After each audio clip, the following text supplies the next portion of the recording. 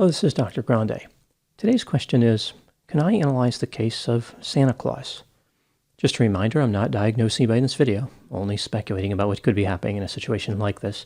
If you enjoyed this video, please like it, subscribe to my channel, and consider supporting me on Patreon. I will put the link to Patreon in the description for this video. First, I'll look at the background of Santa Claus, then move to my analysis. Santa Claus is a legendary character whose origin can be traced back to St. Nicholas, an early Christian bishop from the 4th century who lived in modern-day Turkey. The Santa Claus legend was also influenced from other sources. Santa Claus is sometimes referred to as St. Nicholas, but also St. Nick, Kris Kringle, Father Christmas, and just plain Santa. Santa Claus is thought to have a number of supernatural abilities. He is immortal and has incredible strength, stamina, and speed. The legendary figure is often depicted as being an obese white man with a white beard. He typically wears a red coat, red trousers, a red hat, a black leather belt, and boots. He lives in a house at the North Pole and owns a workshop where he employs non-union elves as toy builders. Santa Claus is married. Evidently his wife is immortal as well, so not only does she have to live forever, she has to be married forever. Santa Claus has taken it upon himself to deliver various items to the world's 2.1 billion children every Christmas Eve, which means he has to make about 842 million stops. Due to time zone differences, Santa has about 31 hours to do this, which means he only has to make 7,500 stops every second. Most of the items that Santa delivers are presents, like toys. He gets the ideas about what gifts to bring based on letters that children send to him. Children use the letters not only to request gifts, but to make their best case about how deserving they are to receive presents. There is a concern here because Santa also delivers lumps of coal. The decision about what to deliver is based on his magical ability to determine if children have been naughty or nice. Naughty children get the coal, which can be used to heat their homes. Nice children get toys, which are less effective at heating. Although if the toys contain defective lithium-ion batteries, they may be unexpectedly good at heating. To make all these deliveries on Christmas Eve, Santa uses 8 tiny supernatural reindeer that have the ability to fly. Occasionally he uses a 9th reindeer named Rudolph. For some reason, Rudolph has a nose that glows red. I'm thinking that Santa experimented with nuclear power for his workshop and something went horribly wrong. Either way, the red nose can be useful for navigating low visibility conditions, like fog. The reindeer pull a sleigh through the air. Each reindeer has the power of several 100,000 ordinary reindeer. Santa rides in the sleigh, along with at least 400,000 tons of gifts, and he travels about 1,800 miles per second. Santa exerts a tremendous amount of energy on this incredible journey, but he eats along the way. Children often leave cookies and milk for him. He consumes about 400 billion calories on Christmas Eve. The reindeer, of course, are working hard too. Some children leave carrots for them. I can imagine a reindeer looking up at Santa and saying, "How about I eat the cookies this time and you eat the carrot?" Now moving to my analysis. What type of mental health and personality factors could be at work with Santa Claus? Santa makes entry into hundreds of millions of homes on one day each year. He has never been charged with burglary, and he doesn't steal anything.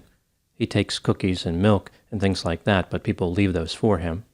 I imagine that there must be a few million parents each year who revoke consent. Santa ignores them and just wanders in their homes anyway, often through a chimney, as if he's just showing off, like he's saying, "You can't stop me." Santa could simply leave the gifts outside. There is a sense that he likes the feeling of actually entering the homes. He wants the parents to feel helpless. Santa Claus may be narcissistic. There's quite a bit of evidence supporting this. He appears to be in a large-scale conspiracy with retailers around the world. They invoke his name and image to sell products.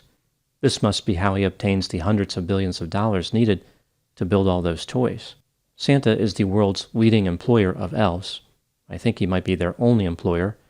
This gives Santa a lot of power and limits the career options for elves. If Santa fires them, they join the homeless population of the North Pole because they have nowhere else to go. Santa does not have any competitors. He crushes them under his cookie-fueled weight. Santa enjoys having the power to dash the dreams of children based on his subjective value system, the naughty-nice paradigm. Santa does not appear to be sensitive to bullying. Rudolph the red-nosed reindeer made bullying allegations at one time, but Santa did not intervene until he needed Rudolph to guide his sleigh. Santa professes to have the magical ability to read minds. He claims to know if a child has been bad or good, and if they are asleep or not. This could point to something like delusional thinking, perhaps schizophrenia, or maybe something less severe like schizotypal personality disorder. Santa's behavior actually fits pretty well with this disorder. He has magical thinking. For example, he believes he's telepathic, odd, eccentric, or peculiar behavior. He lacks close friends other than first-degree relatives, and he has paranoid thoughts, although this last one may be understandable outside of personality pathology. For example, the North American Aerospace Defense Command has admitted to tracking Santa with radar every year since 1955. Santa may have obsessive-compulsive personality disorder. He rigidly adheres to a set of rules. He is perfectionistic. He is preoccupied with lists. For example, he checks them twice. He appears to have an excessive devotion to productivity, and he is reluctant to delegate work to other people. There is no middle management at Santa's workshop. Santa's behavior on Christmas Eve is consistent with binge eating. He consumes an unusually large amount of food in a short time. By any measure, the consumption is rapid. He eats despite not being hungry and continues to eat when he is uncomfortably full. Santa's incredible level of energy on Christmas Eve could be explained by the use of stimulants. Maybe the workshop is a cover for a meth lab. Another explanation for Santa's energy could be mania. Perhaps he has bipolar disorder. If he is also psychotic, then he could have schizoaffective disorder. This disorder combines the symptoms of bipolar disorder and schizophrenia. When considering that Santa is immortal, I wonder if he doesn't have prolonged grief disorder. His friends keep dying as he lives on. He is kind of like the Highlander from the 1986 movie. Moving to the last section, what could be a potential personality profile for Santa Claus? When I conceptualize personality, I often use the 5-factor model. I remember the big 5 traits through the acronym OCEAN: openness to experience, conscientiousness, extroversion, agreeableness, and neuroticism. I think that Santa Claus is high in openness to experience. He thinks so abstractly that he may be psychotic. He is high in conscientiousness. Organizing hundreds of millions of deliveries would demand this. Santa is low in extroversion, but he wants people to believe that he has a high score in this trait. He's not really outgoing or friendly, although to be fair, he doesn't really have the time to be that way. Santa's level of agreeableness is probably mid-range. He's altruistic, but he also has to be a bit antagonistic to manage such a large toy production operation. As far as neuroticism, Santa's level is high. He is anxious and depressed and has very little ability to resist temptation. For example, he eats all of the cookies that he is offered on Christmas Eve. Now moving to my final thoughts. Santa Claus is an unstoppable, immortal being who brings joy to millions of children while simultaneously fueling materialism. In addition to representing the joy of the Christmas season, Santa is a model for productivity. Whatever you take away from the legend of Santa Claus, if anything, I want to take this moment to wish you a Merry Christmas and a Happy New Year. I hope that the 0.0001 seconds that Santa Claus spends in your home this year will supply you with more than a year's worth of memories and non-flammable toys.